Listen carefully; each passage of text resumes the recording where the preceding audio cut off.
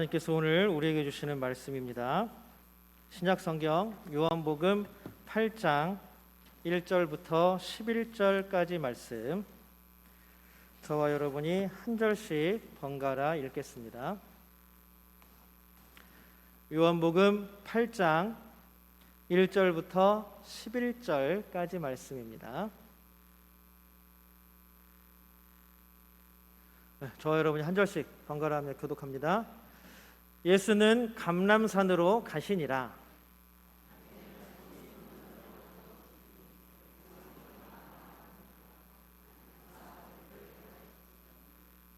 서기관들과 바리새인들이 음행 중에 잡힌 여자를 끌고 와서 가운데 세우고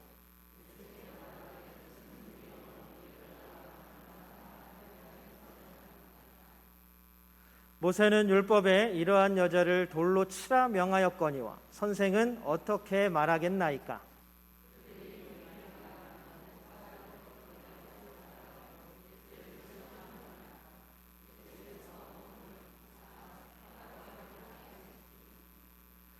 그들이 묻기를 맞이 아니하는지라. 이에 일어나 이르시되 너희 중에 죄 없는 자가 먼저 돌로 치라 하시고 그들이 이 말씀을 듣고 양심의 가책을 느껴 어른으로 시작하여 젊은이까지 하나씩 하나씩 나가고 오직 예수와 그 가운데 섰는 여자만 남았더라.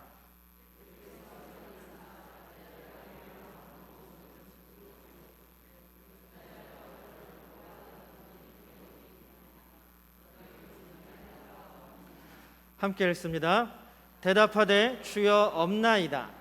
예수께서 이르시되 나도 너를 정죄하지 아니하노니 가서 다시는 죄를 범하지 말라 하시니라. 아멘. 이 시간 부르심에 응답하여 예배하는 모든 분들 주님의 이름으로 환영합니다. 오늘 예배를 통해 주시는 은혜가 우리 모인 모든 분들 마음 가운데, 가정과 일터 가운데 넘치기를 주님의 이름으로 축복합니다. 우리 함께 예배하는 모든 분들과 인사 나누겠습니다. 사랑합니다. 축복합니다.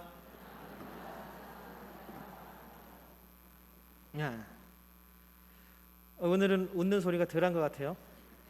에어컨 때문에 시끄러워서 그런가? 우리 교회 이렇게 복을 빌어주는 사랑과 축복이 넘치는 교회가 되기를 소망합니다. 우리 하나님께 믿음의 고백 올려드릴까요? 우리 두 손을 하나님을 향해 또 하늘을 향해 번쩍 들고 우리 믿음의 고백 하나님께 올려드립니다. 하나님 좋습니다. 감사합니다. 사랑합니다. 하나님이 하시면 무엇이든지 다 이루어집니다. 하나님 좋습니다. 감사합니다. 사랑합니다. 하나님이 하시면 무엇이든지 다 이루어집니다. 아멘. 하나님께 영광의 박수 올려드립니다. 여러분 혹시 집에서 강아지 키우시는 분들 계신가요? 네, 잘 모르겠네요. 계신지. 요즘에 반려동물 이렇게 해가지고 뭐 강아지, 고양이, 뭐 별 동물을 다 키우는 집들이 많은 것 같습니다. 그러다 보니까 이 강아지를 키우거나 반려동물에 대한 프로그램도 굉장히 많이 생기죠. 제가 즐겨보는 프로그램이 개는 훌륭하다라는 프로그램입니다. 문제가 있는 개들도 문제가 있다는 걸 처음 알았어요. 문제가 있는 개들을 훈련을 통해서 이제 뭐랄까요, 문제가 없게 잘 양육될 수 있게 잘 자랄 수 있게 도와주는 프로그램이죠. 제가 이렇게 보면서 야 이건 정말 충격적이다라고 느꼈던 게 뭐냐면 개가 다른 건 다 괜찮아요. 뭐 말을 안 듣거나 삐지거나 밥을 안 먹거나 그건 그냥 그런 거잖아요. 그런데 강아지가 주인을 물기 시작하면 이거는 정말 큰일이라 그러더라고요. 주인만 무는 게 아니라 주인의 자녀들, 아기까지도 막 무는 경우가 저번에 한번 나왔었어요. 그러니까 한마디로 진단합니다. 뭐 개가 개인 줄 모르는 거죠. 지가 개인 줄 모르고 그 집의 가장이고 지가 그 가정의 서열 1위라고 생각한다고 합니다. 그러다 보니까 너무나 건방져져서 이 녀석이 소파에 딱 자기가 자리 잡고 있으면 집 주인이, 자기 주인이 소파에 앉는 것도 싫어해요. 막 으르렁거리고 막 쫓아내요, 주인을. 자기 혼자 소파에 확 누워 있어요. 자기 신세를 모르는 거죠. 그럼 제가 굳이 개를 무시하는 게 아니라 개들이 이렇게 성격이 나빠질 수도 있다라는 것들을 제가 말씀을 드리는 겁니다. 개가 자신의 실상을 정확하게 파악하지 못할 때 이런 문제들이 생기는 겁니다. 그러면 이거를 고쳐주기 위해서 하는 하나의 처방은 되게 간단해요. 자기가 이 집에 강아지라는 걸 알려주는 거예요. 자기는 이 집에서 할 수 있는 게 허락을 받아야만 뭐든지 할 수 있다라는 것들을 훈련시키고 가르치는 거예요. 내가 내 마음대로, 내 뜻대로, 내 멋대로 할 수 있는 게 없다라는 것들을 알려줍니다. 그것이 훈련 방법이에요. 근데 이렇게 말은 쉬운데 이렇게 뭐 하다 보니까 굉장히 어렵고 힘들더라고요. 자기가 자기 자리를 찾아간다는 게 그렇게 힘든 일인 것 같습니다. 자신의 서열이 주인보다, 주인집의 자녀들보다 훨씬 낫다라는 걸, 자기가 막내라는 걸 깨닫게 하는 것, 이것이 가장 큰 처방이라고 합니다. 이걸 심리학적으로 뭐라 그러냐 하면 자기 자신을 들여다보게 하는 것, 자기가 누구인지 알게 하는 것이라고 말합니다. 우리도 우리 자신을 명확하게 알아야 합니다. 그래서 요즘에 심리학이 굉장히 유행하고 있죠. 뭐 책들도 보면 자기 심리학이라는 분야가 생길 만큼 많은 책들이 나오고 팔리고 읽고 있습니다.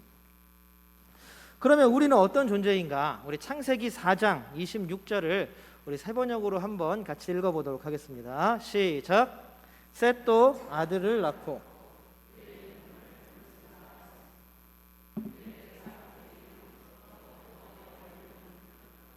아멘. 창세기는 1장과 2장에 제일 그 제목에 어울릴 만큼의 일들이 창세기 1장, 2장에 나옵니다. 창세기, 세상을 창조하는 얘기죠. 그런데 원래 원어의 제목은 창세기가 아닙니다. 원래 이 제목은 베레쉿 이래가지고 태초에라는 것이 제목입니다. 제목. 그 창세기 1장 1절 제일 처음 나오는 히브리 단어가 베레쉿이에요. 태초에. 그게 그대로 제목이 된 것입니다. 그런데 참 어이없게도 창세기라는 이름에 걸맞지 않게 하나님이 세상을 창조하시는 이야기가 1장, 2장 딱 나오고 나서는 그러면은 뭐 행복하게 살았더래요 이런 얘기가 나와야 되는데 3장에 넘어가자마자 아담과 하와가 죄를 짓고 결국 세상은 파국으로 치닫게 됩니다. 세상에 죽음이 들어오고 세상에 인간의 유한성이 드러나고 또 무슨 일이 벌어집니까? 인류의 가장 첫 살인, 형이 동생을 죽이는 살인 사건이 벌어지게 되는 것입니다.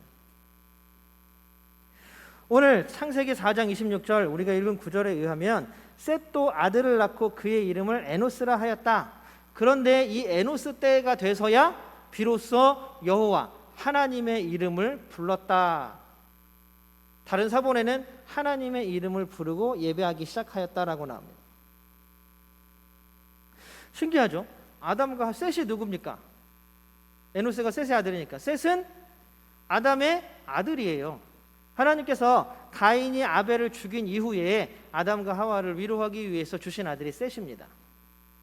가인은 이제 그 족보가 쭉 나오고 그 족보에서 일어나는 일들이 쭉 나오지만 4장에 가인의 자손들은 우리가 생각하는 만큼 그렇게 성공한 하나님의 백성으로서의 삶을 살지 못했습니다. 온갖 폭력과 피 흘림, 이것이 가인의 족보였습니다. 그래서 하나님은 다른 가문을 일으키고 다른 뿌리를 만들기 위해서 셋을 주시고 그리고 그 셋을 통하여 에노스를 낳게 하셨고 그 에노스 때에서야 비로소 여호와의 이름, 하나님의 이름을 불렀다라고 말합니다. 그러면 셋 때에도 괜찮잖아요. 셋을 아벨 대신 주신 거니까. 그런데 굳이 셋이 아니고 에노스일 때 주신 이유는 무엇일까요? 에노스의 뜻은, 단어의 뜻은 뭐냐 하면 바로 사람이라는 뜻입니다. 사람. 에노스 무슨 뜻이라고요? 사람이라는 뜻이에요. 사람이라는 뜻을 가진 단어를 우리는 또 하나 알고 있죠? 바로 아담입니다. 아담. 같은 사람이라는 뜻을 가지지만 이 문맥상에서 사용하는 용어는 너무나 다릅니다. 하나님이 흙에서 만드신 아담, 그 아담은 하나님의 형상을 닮은 사람을 대표합니다. 그런데 이 에노스라고 말해지는 이 사람, 인류, 이 말은 결국 아담과 하와의 범죄, 가인과 아벨의 형제 살해, 그리고 가인의 후손들로 인하여서 온갖 피 흘림과 폭력의 세상이 된 이 땅에서 사람은 결국 유한한 존재이고 죽을 수밖에 없는 존재다라는 사람입니다. 완전히 다른 뜻이죠. 결국 무슨 얘기냐 하면 에노스 때에 우리는 유한한 존재구나, 우리는 죽을 수밖에 없는 존재구나 라는 자기 자신에 대한 자각, 자기 자신을 깨닫고 난 이후에 하나님께 의지하게 되었다라는 사실입니다. 여러분, 자신을 발견하는 것, 자신의 위치, 자신의 처지, 자신의 상황을 정확하게 파악하고 이해하는 것은 굉장히 중요한 일입니다. 좋은 믿음, 바른 신앙의 가장 큰 첫 출발점은 자기 자신을 잘 발견하는 것에서부터 시작됩니다. 내가 누구인가? 내가 누구인가? 여기에 대한 질문이 되어야, 그리고 여기에 대한 답이 나와야 우리가 바른 믿음, 좋은 신앙을 가질 수 있다라는 이야기입니다. 오늘 본문에 예수님께서 사람을 가르치고 계셨습니다. 서기관들과 바리새인들이 사람들을 막 가르치고 있는 예수님께 나와서 이야기합니다. 우리가 4절과 5절을 한 절씩 차례로 같이 한번 읽어보겠습니다. 먼저 4절입니다. 같이 읽겠습니다. 시작. 선생님, 이 여자가 간음을 하다가 현장에서 잡혔습니다. 5절입니다. 시작. 모세는 율법에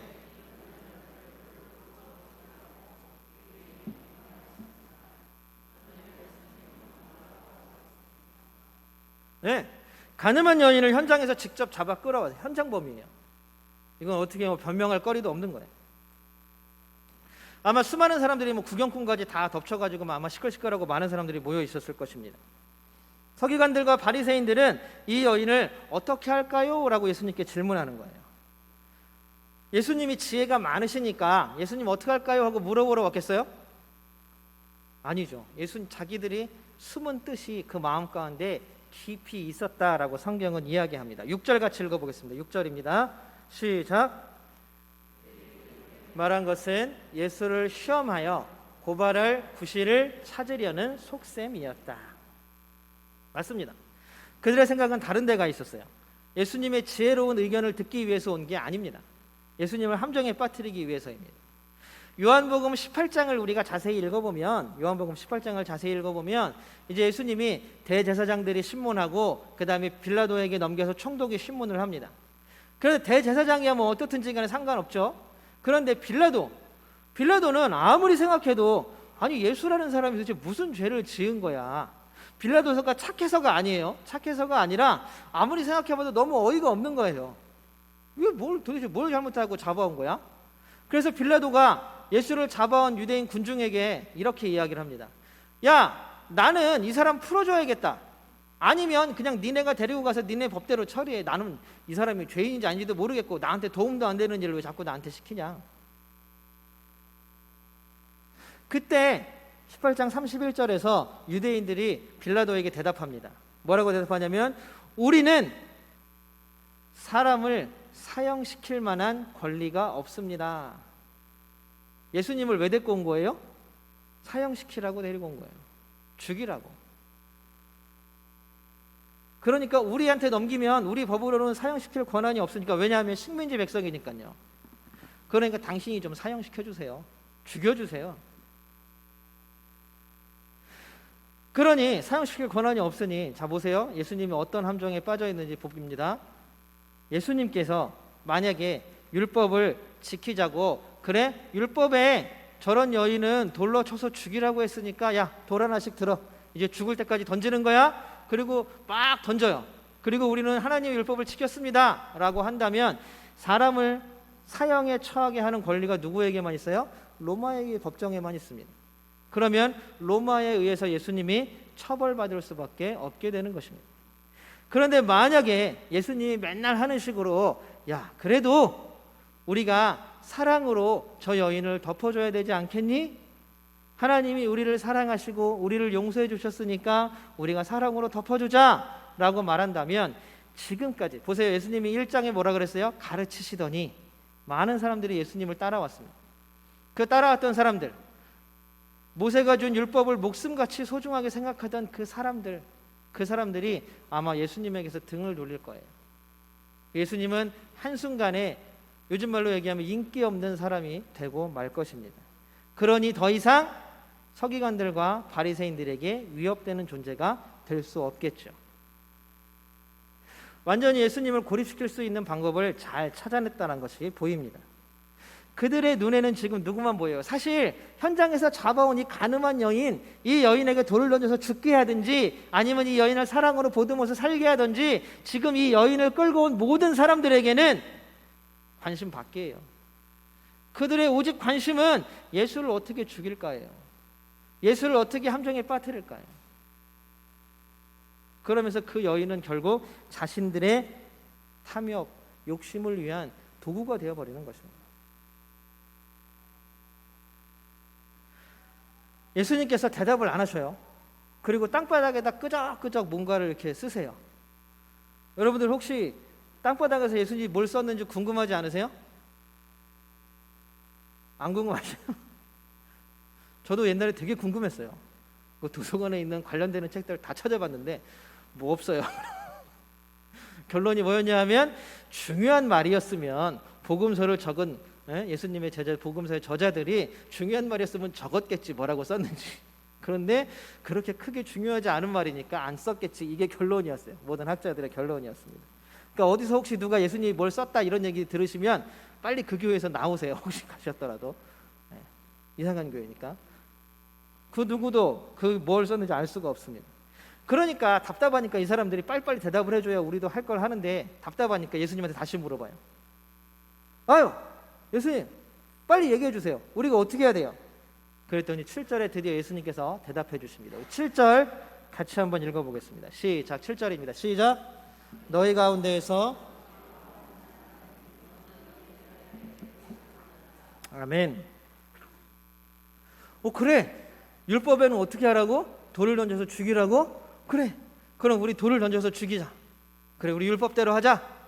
그랬는데 돌을 누가 던져야 되냐 하면 누가 던져야 돼요? 죄 없는 사람이 던져. 율법대로 하자. 돌 던져. 우리 죽이자. 그런데 야 돌 든 사람 잠깐 생각해봐. 우리 죄 없는 사람이 돌을 던져야 될 것 같아. 우리 죄 없는 사람이 먼저 저 여자에게 돌을 던져라. 이게 예수님의 대답이었습니다. 그래 죄인이니까 죽어야 돼. 율법대로 돌로 쳐서 죽여야 돼. 그게 율법이잖아. 하나님 모세를 통해 주신 율법이잖아. 죽여야 돼. 그런데 죄 없는 자가 돌로 쳐. 죄 없는 사람이 돌을 던져. 누가 누구를 판단하고 누가 누구를 정죄할 수 있단 말입니다. 우리 9절을 함께 읽어볼 건데요. 9절을 우리가 방금 전에 읽었던 개역개정으로 한번 읽어보겠습니다. 개역개정입니다. 같이 읽겠습니다. 시작. 이 말씀을 듣고 양심의 가책을 느껴 어른으로 시작하여 젊은이까지 하나씩 하나씩 나가고. 재밌는 표현입니다. 양심의 가책을 느꼈다라는 이 구절이 여러분들이 개역개정에만 나와요. 세번역이나 공동번역에 나오지 않습니다. 영어 성경을 보더라도 킹제임스 성경에 나오지만 NIV나 NLT나 이런 데는 안 나와요. 헬라어 버전에도 헬라어 사본이죠. 우리가 막 발굴해낸 요한복음 사본을 보도 거의 절반인 것 같아요. 나오는 사본이 있고 안 나오는 사본이 있습니다. 그런데 저는 이 구절만 놓고 보면 저는 개역 개정이 참 저의 마음을 너무 크게 울리는 것 같아요. 양심의 가책을 느껴 그들이 그 자리를 떠났다라는 것입니다. 우리가 얘기했던 우리가 지금 계속 이야기 나누고 있는 성령의 근심하심과 탄식하심이 그들 가운데 들려왔다라는 것입니다. 그리고 그 예수님의 말씀을 듣고 드디어 자기 자신을 바라볼 수 있게 되었습니다. 자기 자신을 바라본다는 것들 여러분들은 쉬운 일이 아닙니다. 너무나 힘든 일입니다. 그렇기 때문에 나 자신은 그냥 누구인지 뭐라는 사람인지도 모른 채 계속 다른 사람들을 비난하고 비판하고 정죄하는 일에만 우리는 너무나 힘을 쏟을 때가 참 많이 있습니다. 제가 좋아하는 윤동주라는 시인이 자화상이라는 시를 썼습니다. 이 윤동주 시인이 그 시에 보면 이 시인이 우물에를 갔어요. 우물을 이렇게 들여다보니까 한 사나이가 있어요. 그 사나이는 누구예요? 우물 들여다보니까 자기죠. 그런데 그 들여다보는 그 사나이가 미워졌대요. 그래서 보기 싫어서 등을 돌려서 다시 돌아갑니다. 그런데 다시 돌아가다 보니까 갑자기 그 사나이가 너무 가엾게 여겨진 거예요. 그래서 다시 우물로 갑니다. 그래서 다시 그 우물을 들여다봅니다. 근데 거기에 누가 있어요 또? 자기 자신이 있잖아요. 다시 들여다보니까 다시 그 사나이가 미워진 거예요. 그래서 그 자리를 떠납니다. 그러나 그 사나이는 계속해서 그 우물 안에 있습니다. 이 시가 이렇게 끝납니다. 자기 자신을 들여다본다는 건 이렇게 어렵고 힘든 일입니다. 자기 자신을 볼 때마다 애처롭고 미워하고 초라해 보이고, 그래서 보지 않으려고 윤동주 시인처럼 등을 돌려 돌아갑니다. 그래서 자기 자신을 인정하지 않으려고 합니다. 우리 아담과 하와의 범죄 이후로 누가 감히 죄인에게 돌을 던질 수 있는 죄 없는 사람이라고 이야기하겠습니까? 로마서 5장 12절에서 바울은 이렇게 얘기합니다. 같이 보겠습니다. 로마서 5장 12절입니다. 같이 보겠습니다. 시작. 모든 사람이 죄를 지었기 때문에 죽음이 모든 사람에게 이르게 되었습니다. 모든 사람이 죄인입니다. 아담과 하와의 범죄 이후로 네가 잘나네 내가 잘나네 따질 것도 없이 모든 사람들이 다 죄인입니다. 가늠한 여인을 잡아왔던 사람들, 예수님께서 죄 없는 사람이 돌로 쳐라. 그래? 내가 던지려면 죄가 없어야겠네. 자기 자신을 바라봤더니 양심의 가책을 느껴 나는 죄인이에요? 아니에요? 죄인이에요. 돌을 슬그머니 내려놓고 그 자리를 떠날 수밖에 없었습니다. 자기 자신, 미움과 증오, 오직 저 예수를 함정에 빠뜨리고 이 여인을 죽여야겠다라는 증오와 미움, 이것만이 마음에 가득 차 있었던 죄인이었습니다. 그 전에야 어떻게 살았던지 간에 지금 예수를 미워하는 그 마음과 증오하는 그 마음만으로도 이미 그들은 양심의 가책에 찔렸다라는 것입니다. 예수는 율법을 율법대로 인정하셨습니다. 죄 있는 사람은 죄를 받아야 한다. 돌에 맞아 죽어야 한다. 돌에 맞아 죽어야 한다. 그런데 손에 들고 있고 지금 한 사람을 죽이려고 화가 나고 분노해 있는 너희들은 과연 그 돌에 맞을 자격이 없는가요? 먼저 누구한테 던져야 돼요? 이렇게 자기한테 던져야 돼요. 너네 그거 알고 있어? 니네가 먼저 돌 맞아야 될 사람인 건 알고 있어? 이 여인이 돌을 맞아야 된다라면 너희도 돌을 맞아야 된다. 지금 이 여인이 가운데 서 있지만 니네가 지금 여기 가운데 서 있어야 되는 사람이라는 것입니다. 이렇게 자신의 위치를 깨닫게 되니 더 이상 부끄러워 그 자리에 있을 수가 없습니다. 왜요? 죄인이기 때문에. 그리고 오늘 홀로 남은 여인에게 예수님께서 이렇게 말씀하십니다. 우리 11절입니다. 우리 세 번역으로 같이 한번 읽어보겠습니다. 11절입니다. 시작. 나도 너를 정죄하지 않는다. 이걸 가지고 뭔가 좀 잘못 생각하시는 분들이 있어요. 뭐냐면 그럼 예수님도 죄가 있나 보다. 예수님이 죄가 있으셔서 그럼 나도 양심의 가책을 찔리니까 너 정죄 안 할게라고 하셨던가요? 지금 이 자리에서 그 여인에게 돌을 던질 수 있는 사람은 누구밖에 없어요? 예수님밖에 없어요. 그런데 예수님은 뭐라 그래요? 나도 너를 정죄하지 않을게. 나도 너를 판단하지 않을게. 이 말은 좀 더 구원사적으로 바꿔본다면 어떻게 돼요? 내가 너에게 은혜를 베푼다. 내가 너를 구원한다. 내가 너를 사랑한다. 너는 이제 구원의 은혜를 입고 너는 구원받은 사람이야. 그리고 그 뒤에 한마디가 더 붙습니다. 그러니 다시는 죄를 짓지 말고 살아라. 이것이 성화의 거룩한 삶이라는 것입니다. 나도 너를 정죄하지 않는다. 하나님만이 판단하고 정죄하고 우리를 나눌 수 있고 우리를 재판할 수 있고 우리에게 벌 주실 수 있고 우리를 죽게 하실 수 있는 분이지만, 우리를 심판하시는 분이지만 예수님께서는 분명히 말씀하시는 거예요. 나도 너를 정죄하지 않을게. 아마 양심의 가책에 찔렸던 사람들이 집으로 돌아가지 않냐고 그 자리에 남아서 나도 너를 정죄하지 않는다라는 이 말을 들었으면 이 자리는 부흥의 자리가 됐을 것 같아요. 회개의 자리가 되고 부흥의 자리가 됐을 것 같아요. 여러분들, 교회도 어쩔 수 없이 죄인들이 모이는 장소입니다. 우리가 나는 죄인입니다 고백해야 하나님이 용서해 주시는 거예요. 하나님, 나는 죄인입니다. 나도 죄인입니다. 그래서 교회는 죄인들이 모인 곳이에요. 내가 쟤보단 좀 나은 것 같아. 우리 그런 거 있죠. 내가 쟤보다는 최소한 좀 더 잘생긴 것 같아. 내가 쟤보다는 조금 더 이쁜 것 같아. 이런 말 하는 것처럼 내가 최소한 쟤보다는 낫지. 내가 최소한 저 사람보다는 내가 더 착한 것 같지. 여러분, 비교는 우리나 하는 거지 하나님 앞에서는 아무런 의미가 없습니다. 지금 여기 서 있는 저나 앉아 계신 여러분들이나 지금 어딘가에서 무언가를 하고 있는 모든 생명들이 하나님 앞에서는 동일한 죄인일 뿐입니다. 그러나 우리는 하나님께서 우리를 구원하셨다는 나도 너를 정죄하지 않는다라는 음성을 듣고 감사함으로 예배하기 위해 모인 우리들이고, 아직 그 사람들은 나도 너를 정죄하지 않는다, 그러니 죄짓지 말고 살아라라는 이 음성을 듣지 못한 사람들일 뿐입니다. 이 음성을 듣느냐 못 듣느냐가 바로 지금 이 자리에 있는가 밖에 있는가를 차이 짓는 것이지, 그 사람들이 우리보다 못하고 우리가 그들보다 잘하고 아니라는 이야기입니다.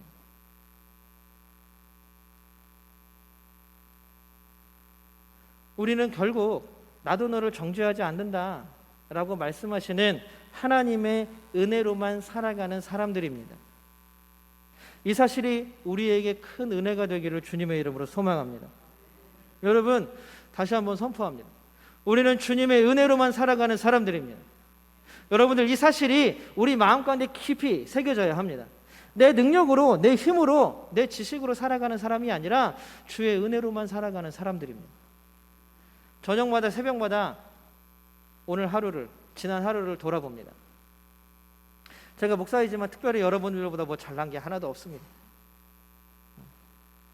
저도 막 친구들이랑 전화하다 싸울 때도 있고, 친구들이랑 전화하다 서운한 감정을 느끼기도 하고, 우리 사모는 알지만 뭔가 조금 마음이 틀어져서 저 유치원 때부터 친구인데 벌써 몇 년째 전화하는 친구가 있어요.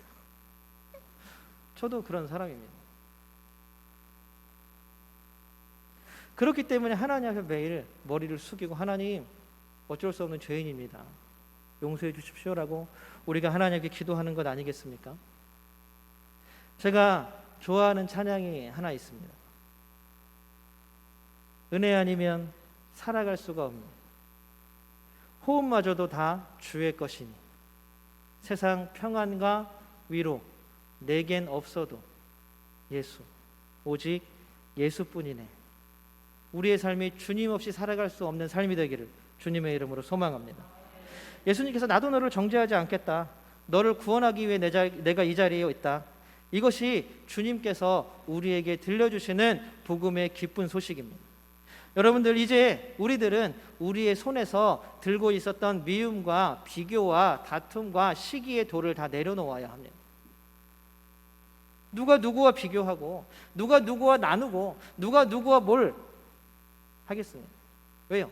저 사람이나 나나 똑같은 사람이기 때문에. 저 사람에게 필요한 것, 지금 이 자리에 없는 사람들에게 필요한 것은 바로 주님의 음성입니다.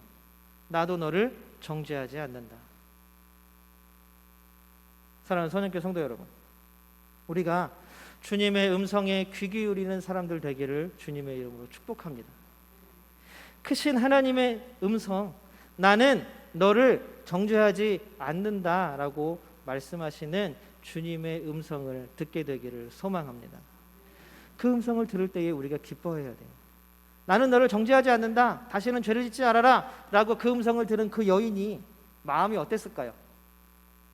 지가 뭔데 이랬을까요? 얼마나 큰 감격과 기쁨 가운데 있었겠습니까? 여러분들은 구원의 은혜와 기쁨과 감격이 안에 있으십니까? 사랑하는 성도 여러분, 오늘 하나님께서 우리에게 음성 들려주십니다. 나도 너를 정죄하지 않겠다. 그러니 다시는 죄를 짓지 말아라.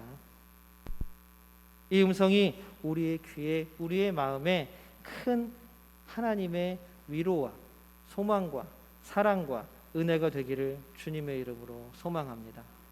우리 함께 이 시간 함께 찬양하면서 나아갈 텐데요. 하나님, 우리가 하나님의 그 음성만 듣고 살아가는 사람들 되게 하여 주시옵소서. 놀라운 하나님의 은혜가 하나님 우리에게 음성으로 들려지게 하여 주시옵소서. 다시는 너를 정죄하지 않겠다라는 그 말씀이 우리 가운데 위로가 되게 하여 주시옵소서.